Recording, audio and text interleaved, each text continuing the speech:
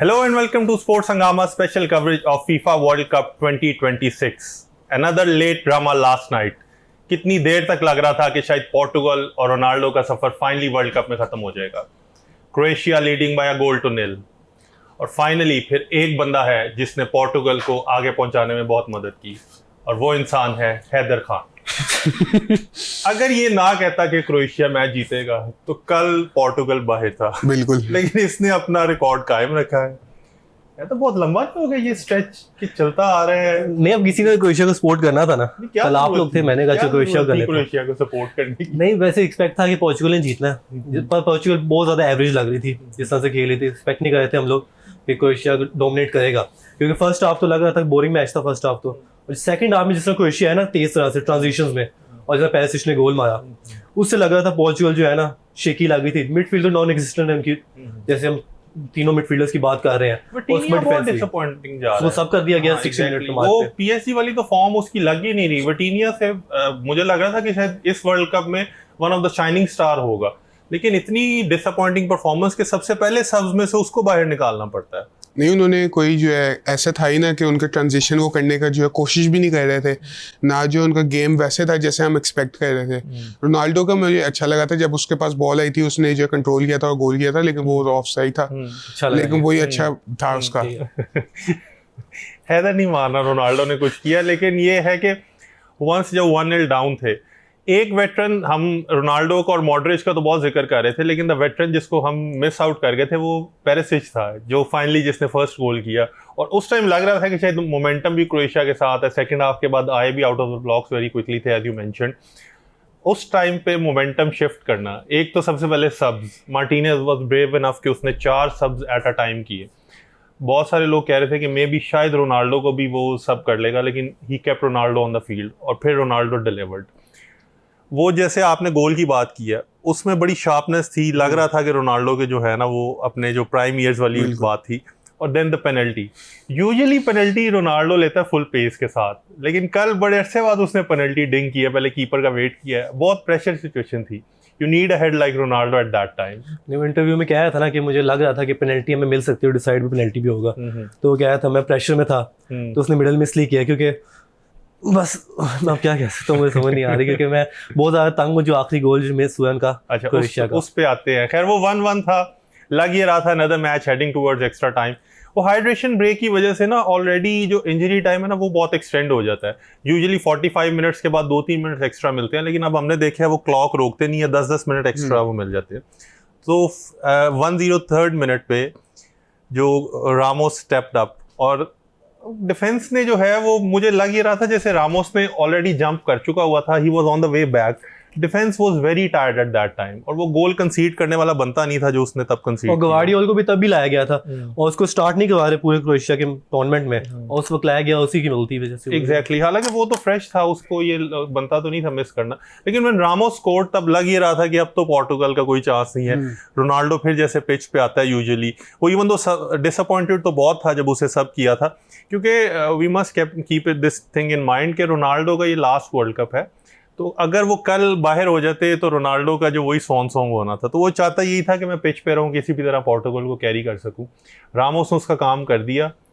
और फिर एंड पे आके क्रोएशिया, जब लग रहा था कि अभी फुल टाइम विसल बचता है, अभी बचता है, क्रोएशिया स्कोर्ड. और फिर जो इरप्शन के सीन्स से लग यही रहा था कि दोबारा एक्स्ट्रा टाइम, सबकी शक्लें उतर गई. तो वो डिसीजन ओवरटर्न हो गया. उस डिसीजन से आपको बड़ा एतराज है, वो क्या हुआ? नहीं, पहले तो ये ना जो चिप है जो अंदर सेंसर वगैरह उसका तो है, क्योंकि कॉर्नर्स पे भी डिसाइड वही करता है कि कॉर्नर लगा है नहीं लगा. अब उसके बाल पे लगा है, चलो वो मान लेते हैं लगा है सेंसर जो भी है, पर उसके बाद जो डिफ्लेक्शन हुई है रेनाटो वेगा की, वो कह रहे हैं कि डिलिबरेट नहीं थी. और जब वो हेडर मारने की कोशिश कर रहा है तो उस पर सेंस नहीं बनती. अगर रेफरी जा रहा है वीआर देखने के लिए, ऑफ साइड तो नहीं देखेगा ना, वो यही देखने के लिए डिलिबरेट है या नहीं है, और डिलिबरेट था वो, और एक गोल डिसाइड होना चाहिए था इसमें. नहीं, लेकिन अब मैं ये कह रहा हूँ आपको, वंस जब पहले तो ये सेंसर वाली बात बता देना. ट्रियोंडा का बड़ा जिक्र हो रहा है जब से स्टार्ट से कि ये पाकिस्तानी जो रिप्रेजेंटेशन है ना हमारी, वो कोई प्लेयर और कोई टीम तो कर नहीं रही, ट्रियोंडा हमारी रिप्रेजेंटेशन कर, और वो हर मैच में है टिल फाइनल. अब इसमें एक स्पेशल उन्होंने सेंसर लगाया. वो सेंसर जो है जैसे क्रिकेट में हम स्निको का देखते हैं, वो टच आपका वो आइडेंटिफाई कर लेता है. तो अगर तो वो टच ना हुआ होता, जैसे हैदर ने मेंशन किया कि अगर वो लेकिन जो प्लेयर है क्रोएशियन प्लेयर, उसके सिर्फ बालों से हल्का सा फ्लिक हो गया, स्निको ने पिक कर लिया और वो उन्होंने ऑफ साइड दे दिया। अब हैदर को जिस टच से इतराज़ है वो उसके बाद वाले टच से है, वेगास वाले। लेकिन फाइनल टच तो अगर हम उसको भी कंसिडर कर लें बाय द वो बुक्स, तो आई डोंट थिंक वो गोल नहीं, बॉल की ट्रेजेक्टरी चेंज हो रही है ना, उसके बाद बॉल यहाँ से यहाँ चला गया और तब पैसेलिच के पास जाता है, वहां तो डायरेक्ट जा रहा था। तो आप एग्जांपल देता हूँ 2021 की, फ्रांस और स्पेन का नेशंस लीग का फाइनल हो रहा था। इसको वैसे पता नहीं होगा, 2022 में इसने देखना शुरू किया है। तो उसमें जो दूसरा गोल एम्बापे ने किया था वो भी इसी तरह का सिमिलर था। एम्बापे ऑफसाइड था, डिफेंडर को डिफ्लेक्ट हुआ बॉल और गोल हुआ, तो उसमें बड़ी कंप्लेन हुई थी। तो सिमिलर सिचुएशन यहाँ पे है। पर अब मैं ये नहीं सुनना चाहूंगा कि रोनाल्डो फैन से कि मेसी को फेवर मिलती है फीफा से, ये बात नहीं सुनना चाहता मैं अब। नहीं, वो फेवर तो आपको पता है, हम स्टार्ट से कह रहे हैं ना, ये तो फैंस सिर्फ ये फैंस की आपस की वो है battle. Other than that players ना किसी को कोई फेवर मिल रही है और ना किसी के साथ कोई ऐसे ज्यादती हो रही है। तो हमें थ्योरी को वंस एंड फॉर ऑल खत्म कर देना चाहिए। लेकिन आगे बड़ा अब इंटरेस्टिंग प्रोस्पेक्ट है जो बनता जा रहा है, पोर्टुगल वर्सेस स्पेन। ये मैच लास्ट टाइम तो जब हुआ था तब स्पेन के लिए इतना अच्छा नहीं रहा था। दिस टाइम अब स्पेन भी फॉर्म में वापस आ गया। रात बड़ा उन्होंने शानदार डिस्प्ले किया जो अगेंस्ट ऑस्ट्रिया, जो मुझे लग भी रहा था कि स्पेन ऑस्ट्रिया को बड़ा कंफर्टेबली हरा लेगा। लेकिन शेड्स ऑफ स्पेन जो वो जैसे खेलते हैं ना, टेक्निकल एबिलिटी, वही वापस आया। डेफिनेटली ओपोनेंट्स उस तरह के नहीं थे, लेकिन स्पेन का फॉर्म में आना ओवरऑल वर्ल्ड कप के लिए एक बड़ा इंटरेस्टिंग है कि वो एक और अच्छी टीम जो है ना वो हमारे सामने आएगी। नहीं, स्पेन की ये बात ही, जैसे हमने पोर्चुगल से जो एक्सपेक्ट किया था ना वो डिलीवर नहीं कर पाया। स्पेन ने वही डिलीवर किया जो हमने एक्सपेक्ट किया था। स्पेन जो सारी ट्रांजिशन में अच्छा था, उन्होंने वही बैक पास और जो है हॉरिजॉन्टल पास नहीं खिलाया आगे, इस बार उन्होंने वर्टिकल पास खिलाए जैसे हम चाहते थे। और जो उसी वजह से पहला गोल मिकेल ओयाrzabal का 36 मिनट पे हुआ। फिर इसी तरह जो है वो खेलते गए और एंड पे फ्रांट और इसको भी एक चांस मिला था। और ओयाrzabal को तो वो स्टार्ट में कह रहे थे द इनविजिबल मैन, जब वो नजर नहीं आया था उसके बाद से तो he has become a very important figure of the team. और अब तो लग ही नहीं रहा he can't stop scoring right now. नहीं, स्पेन की वैसे बात करें, अभी स्पेन की कल परफॉर्मेंस बहुत अच्छी थी, पर फिर भी क्रिटिसिज्म मिल रहा है इनको। मुझे समझ नहीं आ रहा क्रिटिसिज्म मिल क्यों रहा है। अब यहीं पे आप स्पेन का नाम फ्रांस चेंज कर दो ना और लमीन यमाल की जगह माइकल ओलिसे का नाम रख दो, तो लोग कहेंगे वर्ल्ड कंटेंडर्स है, वर्ल्ड चैंपियंस के। लमीन यमाल 1 गोल है, माइकल ओलिसे के कितने गोल है? और इसे के गोल तो नहीं, वो 0 0 असिस्ट कितने हैं? 4 है। उसमें से 3 असिस्ट कौन से हैं उसके, जो एम्बापे ने लॉन्ग रेंज गोल्स मारे थे। तो हम गोल असिस्ट के आउटपुट पे हम नहीं प्लेयर को डिटरमाइन करते, हम देखते हैं कि वो गेम में किस तरह इन्वॉल्व है। लमीन यमाल का इन्वॉल्व था गेम के अंदर, पर फिर भी उसको क्रिटिसिज्म मिला क्योंकि उसने गोल असिस्ट नहीं निकाला। जो था क्या नाम है, लाइमर, उसको 4 दफा उसने नटमैग किया और उसने अगली बार टांगे क्रॉस कर ली अपनी। तो उसकी परफॉर्मेंस अच्छी थी, फिर भी उसको क्रिटिसिज्म मिल रहा है। मुझे समझ नहीं आया इस बात की। ये तो वैसे डिसाइड हो जाएगा, अगर ये स्पेन अपनी तरफ से आते हैं, फ्रांस अपनी तरफ से आते हैं, तो ये डिबेट तो एंड हो जाएगी। फ्रांस को रोकने वाली टीम सिर्फ स्पेन है इस वक्त, और पोर्चुगल को भी आराम से स्पेन हरा देगा। स्पेन के लगता है इसने खुद ही, मैं चाह रहा था कि ये स्पेन का नाम ना ले, ताकि नहीं, अब मैंने अपनी टीम का तो नाम लेना ना, ताकि स्पेन आगे चले। लेकिन अब स्पेन वाले अगर वो गाना के मैजिशियन से हेल्प ले सकते हैं तो ले लें, क्योंकि हैदर ने उनको बैक कर दिया हुआ है। मेरा ख्याल है कि हैदर सही कह रहे हैं, पोर्चुगल के खिलाफ स्पेन को इतनी जो है डिफिकल्टी नहीं होगी। जैसे हम विटिनिया और ब्रूनो फर्नांडिस इनकी मिडफील्ड से एक्सपेक्ट कर रहे थे, ये कोई है ही नहीं, क्लास ही नहीं है, उनकी नजर ही नहीं आ रही। जैसे विटिनिया की पीएसजी में फॉर्म थी, पता ही नहीं चल रहा विटिनिया पीएसजी में खेलता था, और समझ ही नहीं आया कि उसने चैंपियंस लीग कैसे जीती थी और अब ऐसे खेल रहे हैं। अच्छा, स्पेन के अटैक की तो जैसे हम बड़ी वो तारीफ कर रहे हैं ना, जो अनदर थिंग जिसको हमने स्टार्ट में थोड़ा सा क्रिटिसाइज भी किया था कि स्पेन का मे बी कीपर जो है ना वो उन्हें लेट डाउन करेगा, लेकिन उनाई सिमन तो breaking record one after the other, और ओवरऑल डिफेंस भी बहुत बेहतर जा रहा है। अब उनाई सिमन आफ्टर कैसियास वो जो most number of minutes without considering a goal करने वाले इनके टॉप प्लेयर बन गए। तो ओवरऑल एक तो सिमन और इनके डिफेंस के बारे में क्या ख्याल है आपका? उनाई सिमन को जैसा होना चाहिए, इसको मैच टिकट लेनी पड़ेगी क्योंकि इसको तो सेव करने का चांस ही नहीं मिल रहा। पर डिफेंस जैसा सॉलिड है, उनकी 4 क्लीन शीट्स मिल चुकी है, मैक्सिको के साथ है। और पाउ कुबासी, जिस तरह हम 18 साल उस दिन भी बात कर रहे थे, 18 साल लमीन यमाल मैक्सिको जो प्लेयर है, इस तरह की बातें कर। पाउ कुबासी की बात नहीं करता, बहुत ज्यादा अंडररेटेड प्लेयर है। बार्सिलोना के लिए भी 17 साल की उम्र में उसने स्टार्टिंग शुरू कर दी 2024 के अंदर। उसके बाद थोड़ी क्रिटिसिज्म उसको इसलिए मिलती है कि वो बैकलाइन हांसी फ्लिक बहुत ज्यादा हाई लाइन खिलाता है, तो वहां पे एक्सपोज थोड़ा बहुत हो जाते हैं। पर स्पेन उसकी फेवरेबल कंडीशन है, तो वहां पे उसकी पीछे परफॉर्मेंस है। अच्छा, वो ओवरऑल ही ना वैसे डिफेंडर्स के बारे में ये होता है, जैसे स्ट्राइकर्स है ना, दे स्कोर गोल्स और उनके बारे में सबको पता होता है, एम्बापे हो गया या जो बड़ी यंग एज से सबका नाम आया था।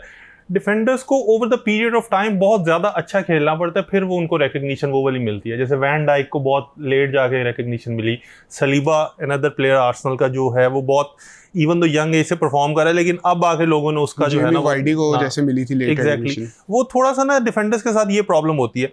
लेकिन अब ये कोबासी का तो ये, even I was very impressed. मुझे स्पेन का कभी भी डिफेंस से नहीं लग रहा था, और मुझे यही था कि बहुत यंग स्क्वाड है तो मे भी हो जाएगा। Another player who deserve the mention is Cucurella, वो बहुत आउटस्टैंडिंग जा रहा है। जब हमने जैसे जो ग्रुप फेज की बनाई थी टीम ऑफ द टूर्नामेंट, मेरे ख्याल से तो अब लेफ्ट बैक हमें कुकुरेला को रख देना चाहिए, जो उसकी परफॉर्मेंस है। कल अगेन उसने बड़ा ज़बरदस्त खेला, और जो गोल डिसअलाउड हो रहे हैं वो तो मुझे लगता है वो टच करने से ही वही बात होगी के ना, साथ भी हुआ है। जैसे क्लॉप कह रहा था कि अगर ये गोल डिसअलाउड करनी है तो आर्सेनल के तो 60% गोल डिसअलाउड हो जाते हैं जिस तरह वो खेल रहे होते हैं। वो देख लें आप, आर्सेनल के बारे में कह रहे थे कि वर्ल्ड कप ईयर है तो उनकी टाइटल कुछ लोग बहुत जल्दी भूल जाएंगे, लेकिन वर्ल्ड कप चल के भी आर्सेनल को जो है ना वो याद रखा जा रहा है। तो बाकी स्विट्जरलैंड ने तो straight forward victory against Algeria. Iran को ही आने देते, फिर अल्जेरिया वाले इतनी मेहनत करके ईरान को निकाला। डार्क हॉर्सेस थे अल्जेरिया, वो तो बाहर हो गए। जापान थी, उसका क्या हुआ? तो वो भी बाहर हो गए। मैंने कुछ बात होगी ना इस बात पे। नहीं, अल्जेरिया तो आप जापान बाहर हुआ है वो उसका नेगेटिव पॉइंट है। अल्जेरिया तो बाहर मेरा भी नेगेटिव हो गया ना, बराबर हो गया, दोनों ने कैंसिल आउट हो गया। मुझे सुनने में ना पड़े ना बात ये। इसी तरह बस ये है कि स्पेन और फ्रांस को भी तुम दोनों ऐसी ना बाहर निकलवा देना, और अर्जेंटीना दोबारा जो है ना, नहीं, जब तक कहते फ्रांस को सपोर्ट नहीं करता तब तक मैं सेफ हूँ। नहीं, वो फाइनल में करेगा, वो एक ही दफा हराता है जो है ना, वो कहेगा फाइनल तक पहुंच जाए, उसके बाद जो जाके ना वो हराएंगे। लेकिन Switzerland also looking strong unit, वो बड़ा डिफेंसिवली भी अच्छा जा रहे हैं, और अटैकिंग भी जो है ना उनकी बड़ी। कतर के मैच के बाद उनको स्विच हुआ है लाइट उनका, कि जिस तरह की कतर के खिलाफ परफॉर्मेंस थी उसके बाद वो बेहतर होना शुरू हुआ। अब अगला कोलंबिया से मोस्ट लाइकली, अब कह नहीं सकते कि मैं कोलंबिया को गाना जीत जाए वहाँ पे, पर मोस्ट लाइकली कोलंबिया से ही होगा, और वहाँ पे डिफिकल्टी हो सकती है। अच्छा, थोड़ा सा आज के मैचेस जैसे आप कोलंबिया और वो गाना के कह रहे थे, अच्छा इसका बड़ा इंटरेस्टिंग कुछ फैक्ट्स है। एक तो सबसे पहले कार्लोस क्यूरोस जो है, वो मेरे तो बिल्कुल माइंड से निकल गया हुआ था कि उसने कोलंबिया को भी मैनेज किया हुआ है, और उनकी 2022 की जो क्वालिफाइंग है तब इनका कोच ये था, वो 2018 के बाद से। वो फिर कोविड आ गया, बड़ी डिस्टर्बिंग उनके वो जो सारे मामला थे, तो रॉड्रिगेज इसकी बड़ी बहुत बहुत हैवी फॉल आउट हो गया था, जिसकी वजह से इसको कोलंबिया में इतना पसंद नहीं किया जाता। और अब कोलंबियंस वेट कर रहे थे कि ये कब हमसे इसका मैच होगा, तो वो एक केरोस डार्बी बन गई हुई है। और घाना ओवरऑल टीम भी इतनी को अच्छी फॉर्म में नहीं लग रहे, तो आई थिंक कोलंबिया एक तो वो जो प्रीवियस इसकी वजह से इनको इजीली ओवर पावर कर देगा। I don't think Ghana would prove that difficult for them. Ghana के डिफेंस की बात है कि वो जो लो ब्लॉक खिलाते हैं तो वो अटैकिंग उनके लिए मुश्किल होती है, जैसे इंग्लैंड के खिलाफ हमने देखा था। तो जो है घाना ये इस तरह डिफिकल्टी दे सकता है, लेकिन मेरा ख्याल है कोलंबिया जो पेनिट्रेट कर सकता है और बीच में से निकल के गोल कर सकता है। अच्छा, इसमें एक और ये है ना कि वो जो कोलंबिया है वो भी बहुत अच्छी फॉर्म में आ रहे हैं। जैसे इंग्लैंड तो नहीं ब्रेक कर पाया था, लेकिन on the other hand Colombia बड़े सॉलिड ग्रुप से आए हैं, वो जहाँ से उन्होंने क्वालिफाई भी किया था। तो I think Colombia will win quite easily. अच्छा, कोलंबिया से एक और फैक्ट ये था कि कल 2 जुलाई को एक और एनिवर्सरी गुजरी है। 2 जुलाई 1994 को जो एस्कोबार प्लेयर था कोलंबिया का डिफेंडर, ही scored an own goal. US में ही हो रहा था 94 में, तो यूएस की टीम से उनका मैच था, उसने पहले ओन गोल कर दिया। Eventually Colombia went on to lose the match, और कोलंबिया उसकी वजह से टूर्नामेंट से बाहर हो गया। 5 दिन एलिमिनेशन के बाद जो तब वहाँ एस्कोबार पे वो किसी ने वो अटैक किया, and he died in that. तो बहुत ही ट्रेजिक एक इंसिडेंट था जो वो हमारे सामने वो। तो कोलंबिया वुड वांट कि अब जो वो एस्कोबार है उसके लिए भी यूएस में दोबारा सिंस ये वर्ल्ड कप हुआ है, तो उसके लिए भी वर्ल्ड कप में ज़्यादा से ज़्यादा अच्छा परफॉर्म करे और जो है ना वो आगे जाए। अच्छा, अदर देन दैट अब एक और आज बड़ा इंपॉर्टेंट इनकाउंटर है, मेसी वर्सेस वोजीनिया।